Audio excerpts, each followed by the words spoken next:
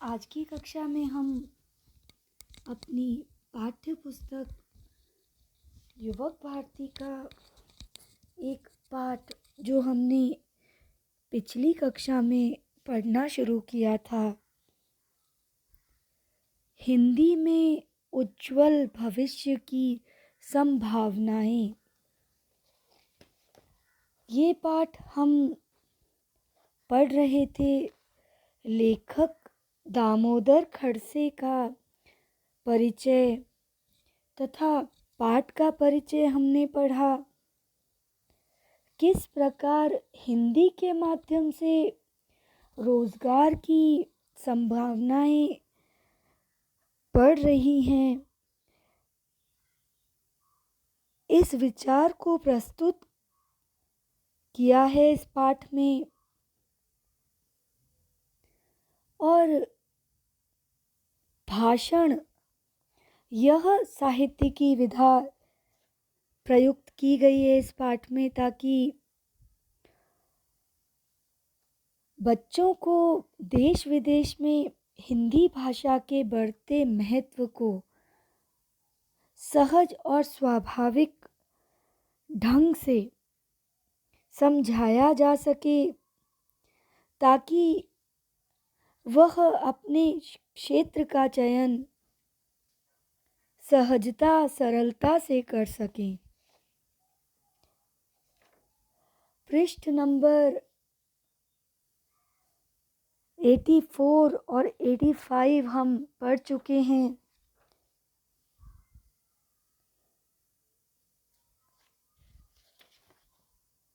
अगला पृष्ठ पढ़ेंगे। यहाँ इस पृष्ठ पर हमने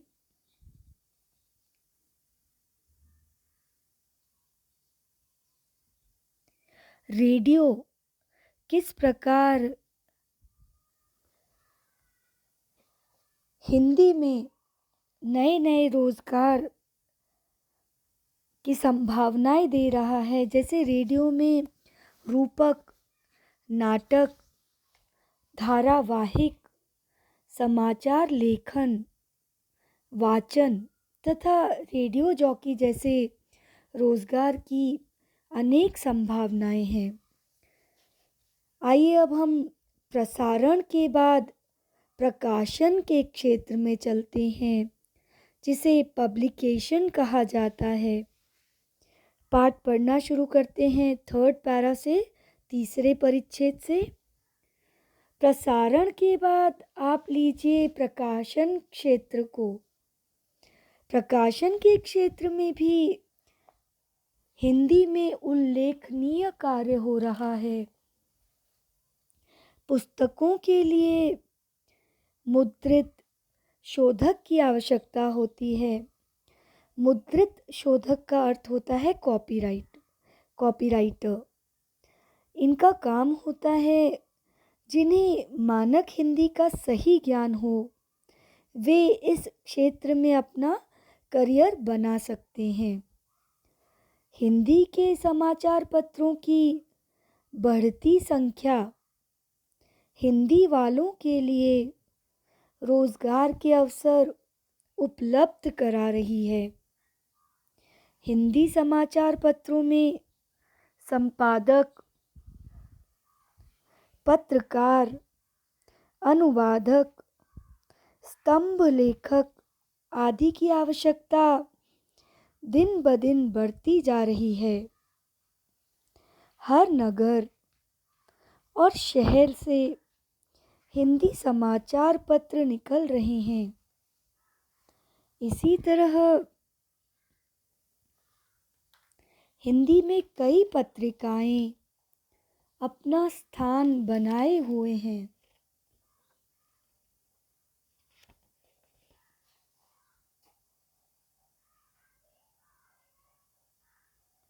कुछ अंग्रेजी पत्रिकाओं के हिंदी संस्करण भी व्यावसायिक रूप से सफल होते जा रहे हैं।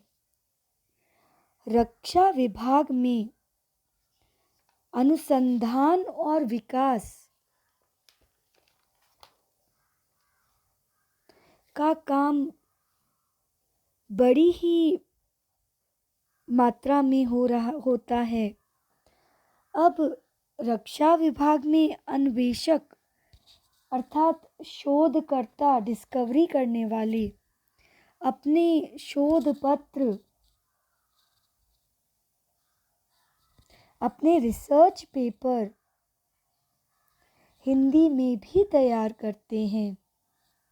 विविध रिपोर्ट, प्रकाशन और शोध कार्य हिंदी में होते हैं। संघ लोक सेवा आयोग यूपीएससी की परीक्षाओं का माध्यम भी हिंदी है।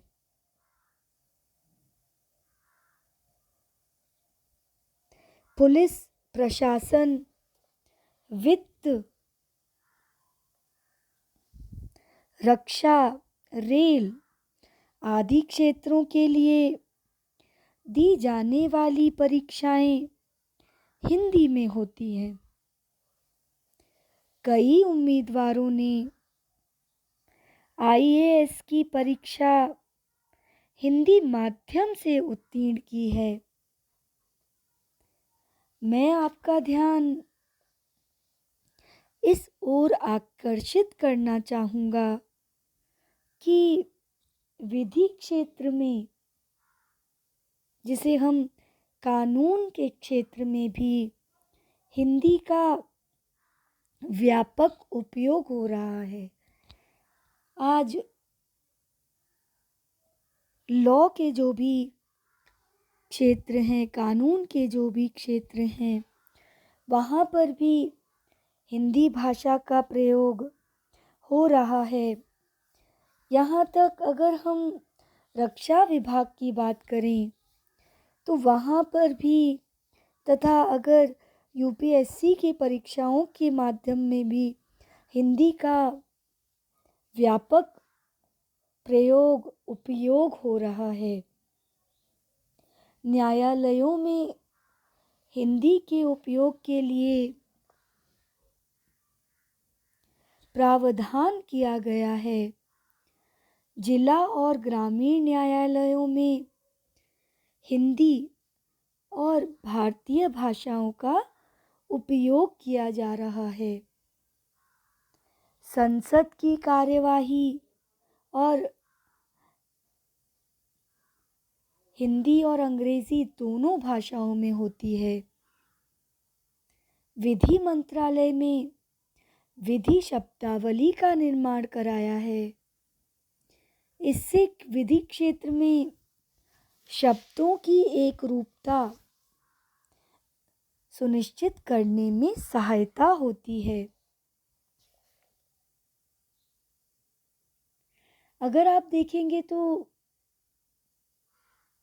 संसद में भी कार्यवाही दोनों ही भाषाओं, हिंदी और अंग्रेजी में होती है। इसी प्रकार विधि मंत्रालय में तो पूरी एक शब्दावली बनाई है। अगला देखते हैं, तकनीकी क्षेत्र में, टेक्नोलॉजी के क्षेत्र में भी हिंदी ने अब प्रवेश कर लिया है। अंतरिक्ष विभाग, परमाणु ऊर्जा विभाग, रसायन और उर्वरक विभाग, जलपोत परिवहन विभाग, भारी उद्योग जैसे नितांत तकनीकी क्षेत्र में हिंदी का प्रयोग होने लगा है। इस क्षेत्र में विशेषज्ञों की निपुणता का उपयोग तेजी से बढ़ रहा है। अगर आप न्यूक्लियर एनर्जी की बात करें, केमिकल एंड फर्टिलाइजर्स की बात करें, या हेवी मेटल्स, हेवी इंडस्ट्रीज की बात करें, हर जगह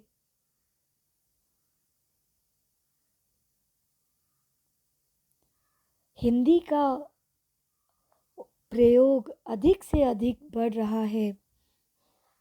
संगणक के आगमन के साथ प्रयोजन मूलक हिंदी की आवश्यकता बढ़ती जा रही है।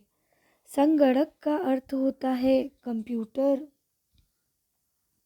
और प्रयोजन मूलक मूलक का अर्थ होता है फंक्शनल। हिंदी की आवश्यकता बढ़ती जा रही है। इसमें मूलतः आलेखन, टिप्पणी, पत्राचार, शब्दावली का निर्माण तथा अनुवाद विषयक उपयोगिता हर क्षेत्र में देखी जा सकती है। गूगल में किए गए अनुवाद के विविध उपयोग जन जन तक पहुंच रहे हैं। मोबाइल, लैपटॉप, टैब आदि में हिंदी भाषा का प्रयोग अपनी जगह बना चुका है। विभिन्न विभागों में अब हिंदी माध्यम से तकनीकी विषयों का प्रशिक्षण दिया जाने लगा है। पारिभाषिक शब्दावली का कार्य भी बड़े पैमाने पर चल रहा है। हमने अब तक विभिन्न क्षेत्रों में अंग्रेजी शब्दावली का ही प्रयोग किया है। देखिए, इंग्लिश आज की ज़रूरत है, क्योंकि अगर आपको वर्ल्ड में कहीं भी जाना है, दुनिया में कहीं भी जाना है, तो अंग्रेज़ी बोलचाल की भाषा है। परंतु आज हिंदी भाषा ने भी इतनी प्रगति कर ली है कि हम अपनी पारिभाषिक शब्दावली, जो आप पुस्तक के अंत में पढ़ेंगे, वह बनाई है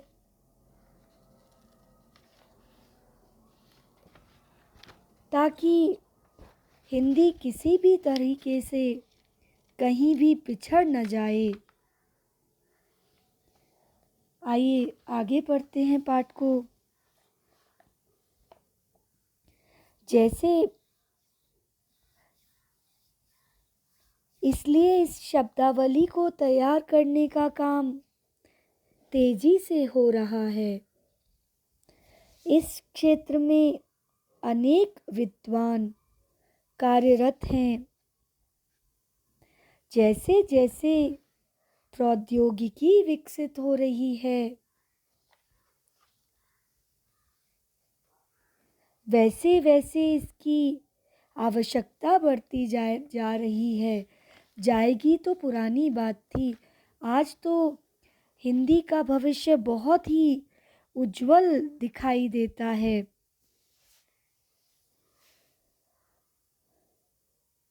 आप अपनी योग्यता, कौशल तथा ज्ञान के आधार पर इस क्षेत्र में रोजगार के अवसर पा सकते हैं। भारत सरकार ने विविध कार्यालयों, बैंकों, बीमा कंपनियों, उपक्रमों में हिंदी का अधिकतम प्रयोग हो रहा है। मित्रों, आप जानते हैं कि आज सेवा क्षेत्र में भी अनेक रोजगार उपलब्ध हैं। इन सभी सेवा क्षेत्रों में भी हिंदी का प्रयोग अब सामान्य बात है। दवाई कंपनियां अब अपनी दवाइयों से संबंधित सूचनाएं हिंदी में देने लगी हैं। जन सेवा से संबंधित उपयोग की वस्तुओं की पैकिंग पर आवश्यक जानकारी अब हिंदी में होती है। रेल, टेलीफोन, बैंक, बीमा, शेयर मार्केट आदि से संबंधित कार्य जानकारियाँ हिंदी में भी दी जाने लगी हैं। अंतर्राष्ट्रीय स्तर पर लगभग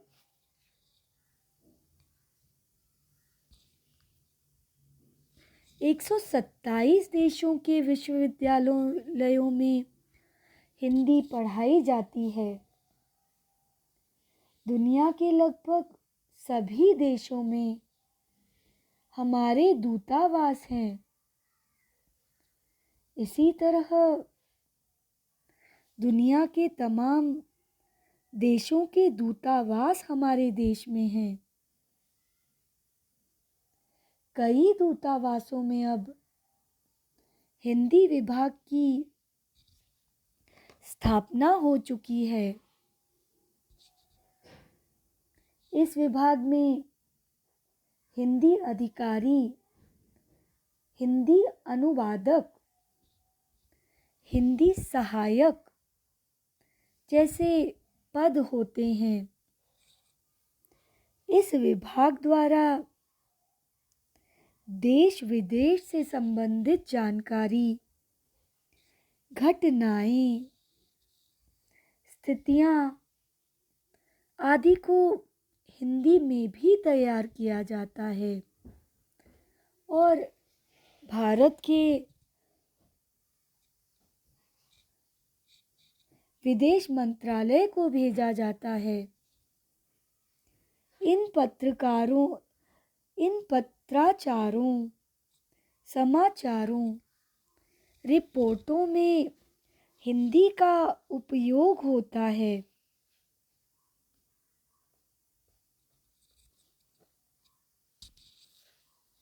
इस तरह हिंदी विशेषज्ञों की मांग निरंतर बढ़ती जा रही है।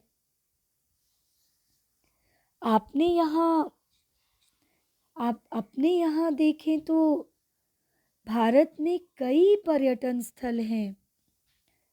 यहाँ धार्मिक, ऐतिहासिक, प्राकृतिक, सांस्कृतिक, सागरीय तट एवं पर्वतीय स्थलों का एक ऐसा खजाना है जो दुनिया के बहुत कम देशों में पाया जाता है। आज भारत में न सिर्फ टूरिज्म है जो कि एडवेंचर के लिए है या कल्चर और हेरिटेज के लिए है, बल्कि हमारे यहाँ पर अब रिलीजियस यानी धार्मिक टूरिज्म और नेचर टूरिज्म, जिसे हम प्राकृतिक पर्यटन भी कहते हैं, जैसे दूसरे देशों के लोग अपना इलाज कराने हमारे देश आते हैं। बहुत सुंदर सागर के तट हैं, बहुत सुंदर पर्वतीय स्थल हैं। साथ ही साथ आज नेचुरोपैथी, योगा और न जाने कितने सारे आयुर्वेद दूसरे देशों के पर्यटकों को हेल्थ टूरिज्म और रिलीजियस टूरिज्म, साथ ही साथ हिस्टोरिकल टूरिज्म के लिए, ऐतिहासिक पर्यटन स्थलों के लिए हमारे देश की तरफ आकर्षित करते हैं। हमारा देश इतना विविध है कि दुनिया के बहुत कम देश भारत जैसे हैं। अगला परिच्छेद पढ़ते हैं। ऐसे दर्शनीय, मोहक और सुंदर पर्यटन स्थलों को देखने देश ही नहीं, विदेशों से भी कई पर्यटक आते हैं। ये पर्यटक स्थानीय या प्रादेशिक भाषा नहीं जानते, अतः संवाद स्थापित करने के लिए हिंदी ही संवाद की भाषा का दायित्व निभाती है।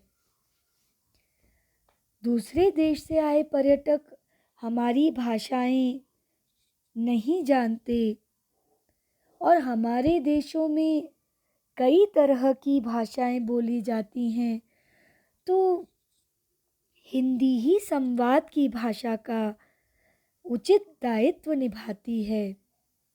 इन पर्यटन केंद्रों पर पर्यटकों को मार्गदर्शन करने व जानकारी देने के लिए टूरिस्ट गाइड की आवश्यकता होती है। इस दृष्टि से भी हिंदी भाषा के आधार पर भी रोजगार का एक माध्यम है।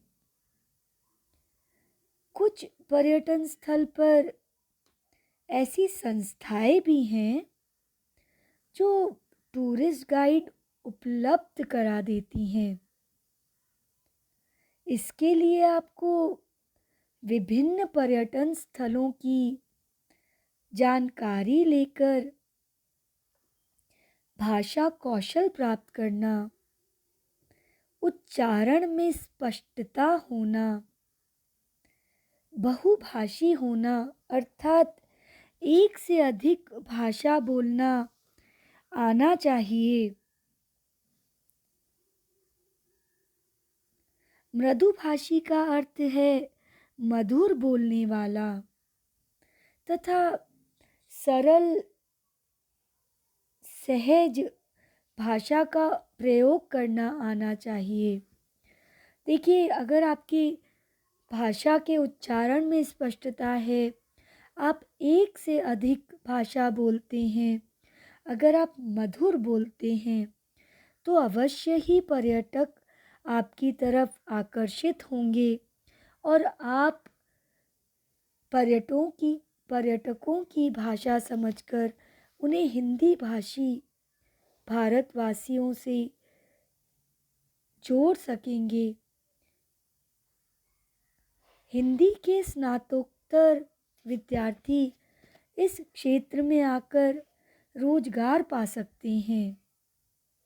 मैंने अभी कुछ देर पहले आपको फिल्म एवं टीवी में पटकथा संवाद लेखन के बारे में बताया।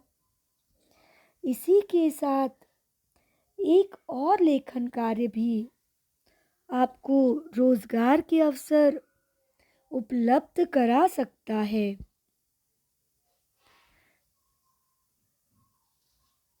वह है डॉक्यूमेंट्री लेखन, जिसे हिंदी में प्रलेख लेखन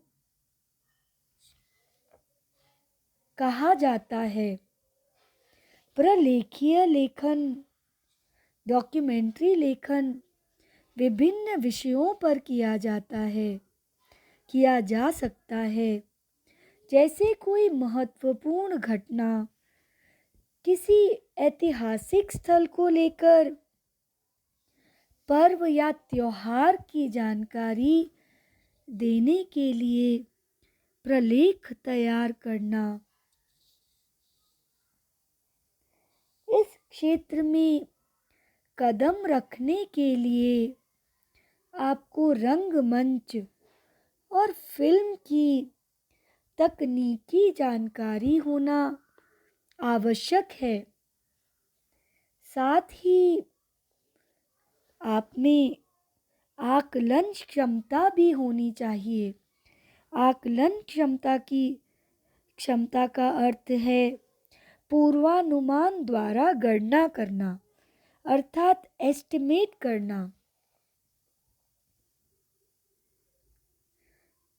यह कार्य भी हिंदी में स्नातकोत्तर उपाधि प्राप्त या हिंदी भाषा के जानकार युवक हिंदी में प्रवीणता प्राप्त कर आगे बढ़ सकते हैं। अब बताइए, क्रिकेट मैच तो आप सभी देखते ही होंगे, कमेंट्री भी सुनते हैं। मैं आपको बताऊं कि खेल का आंखों देखा हाल हिंदी में बताना यानी कमेंट्री करना भी हिंदी भाषा द्वारा रोजगार प्राप्त करने का एक और माध्यम है, एक और मीडियम है। हिंदी भाषा में समालोचना करने वाले, समालोचना का अर्थ होता है गुण दोष का विवेचन, अर्थात रिव्यू करना, फीडबैक देना। ऐसे समालोचना करने वालों की आज खेल जगत में बहुत मांग है। न सिर्फ क्रिकेट बल्कि फुटबॉल, हॉकी, बैडमिंटन आदि खेलों में भी धारा प्रवाह, हिंदी बोलने वाले, धारा प्रवाह का अर्थ होता है लगातार बिना रुके, फ्लुएंट। हिंदी बोलने वालों की बहुत ज़रूरत है। न सिर्फ क्रिकेट बल्कि बहुत सारे अन्य खेलों में, बहुत सारे अन्य स्पोर्ट्स में आज हिंदी भाषा में कमेंट्री करने वालों की बहुत अधिक आवश्यकता है। अपनी एक विशेष शैली में बोलने वाला कमेंटेटर सुनने वाले पर अच्छा प्रभाव छोड़ता है। अगर हम अपनी एक अलग शैली बना लें जिसमें हम कमेंट्री कर सकते हैं तो सुनने वाले आपसे जुड़ जाते हैं, उन्हें आपकी कमेंट्री सुनना अच्छा लगता है। यदि आपका हिंदी भाषा पर प्रभुत्व है और खेलों में भी आपकी रुचि है तो आपका इस क्षेत्र में अपना बेहतर कैरियर बन सकता है। आप अगर दोनों ही बातें साथ लेकर चलें, हिंदी भाषा अर्थात लैंग्वेज स्किल्स आप में हैं और साथ ही साथ आपको खेलों की भी अच्छी जानकारी है, आपको उसमें बहुत रुचि है, तो आप इस क्षेत्र में बहुत अच्छा करियर बना सकते हैं। संबंधित खेल के बारे में आपको पूरी जानकारी होना अति आवश्यक है, क्योंकि अगर आप खेल के बारे में अधिक नहीं जानेंगे तो आप कमेंट्री में दर्शकों को कुछ नई बातें नहीं बता सकेंगे और उन्हें अपने शब्दों से नहीं बांध पाएंगे।